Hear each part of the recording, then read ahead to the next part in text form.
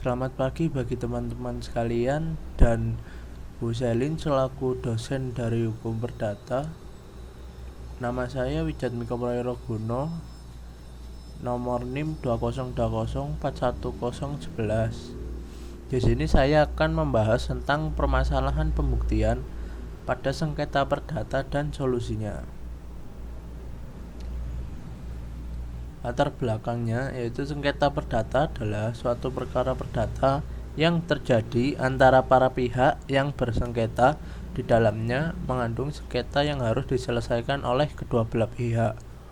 Perkara perdata yang di dalamnya tidak mengandung sengketa bukanlah masuk dalam pengertian sengketa, karena permohonan penetapan suatu hak dimaksudkan untuk memperkuat adanya hak pemohon. Dalam praktik, para pihak yang bersengketa yang diselesaikan di sidang di pengadilan umumnya sengketanya tentang terjadinya pelanggaran hak yang merugikan pihak lain yang tidak bisa diselesaikan dengan cara damai di luar sidang pengadilan. Lalu pembuktian merupakan suatu upaya untuk meyakinkan hakim tentang kebenaran dalil-dalil gugatan atau bantahan dalil gugatan yang dikemukakan dalam suatu persengketaan di persidangan. Pembuktian dalam hukum acara perdata dikenal dua macam, yakni hukum pembuktian material dan hukum pembuktian formil. Hukum pembuktian material mengatur tentang dapat atau tidak diterimanya alat-alat bukti tertentu di persidangan serta mengatur tentang kekuatan pembuktian suatu alat bukti. Sedangkan hukum pembuktian formil mengatur tentang cara menerapkan alat bukti. Hal-hal yang harus dibuktikan oleh pihak yang berperkara adalah peristiwanya atau kejadian-kejadian yang menjadi pokok sengketa, bukan hukumnya, sebab yang menentukan hukumnya adalah hakim. Lalu di sini ada berbagai macam dasar hukum untuk penyelesaian sengketa perdata.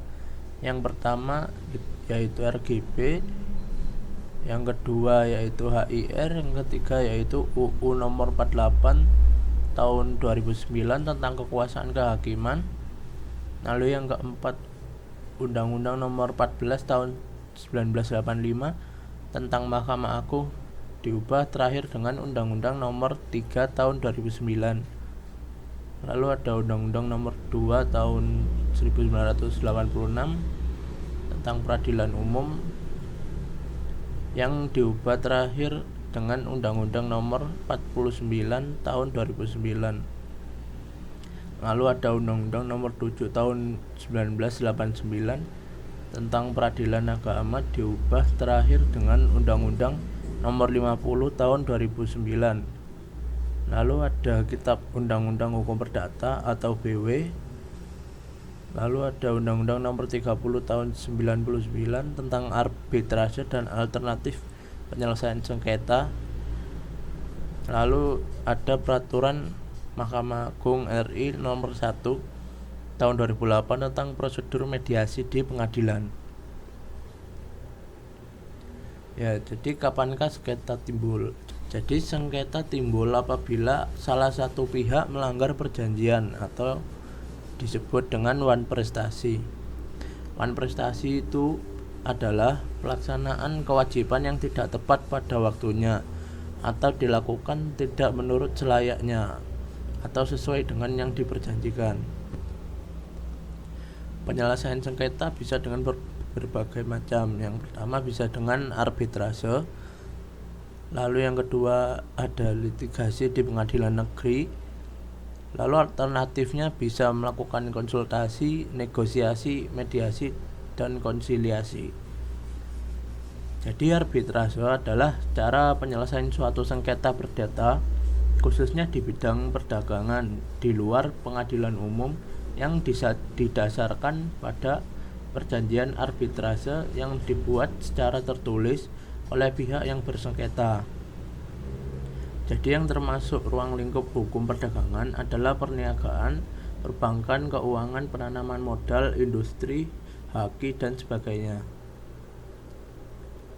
Lalu untuk litigasi di pengadilan negeri itu apabila tidak diatur secara tegas di perjanjian, maka yang berlaku adalah litigasi di pengadilan negeri. Sengketa diajukan sebagai gugatan di pengadilan yang memiliki kompetensi. Kompetensi dilihat dari domisili, keberadaan aset, atau sesuai perjanjian. Ada 3 tahap. Tahap pertama, banding dan kasasi.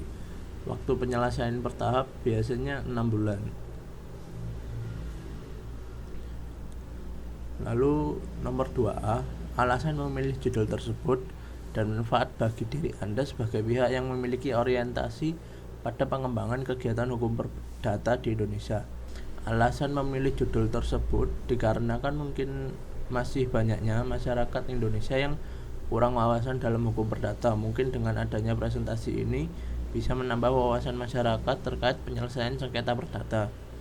Manfaat bagi saya sendiri yaitu bisa menyebarluaskan wawasan kita kepada masyarakat yang kurang wawasan akan sengketa perdata. Apalagi kita sebagai pihak yang memiliki orientasi pada pengembangan kegiatan hukum perdata.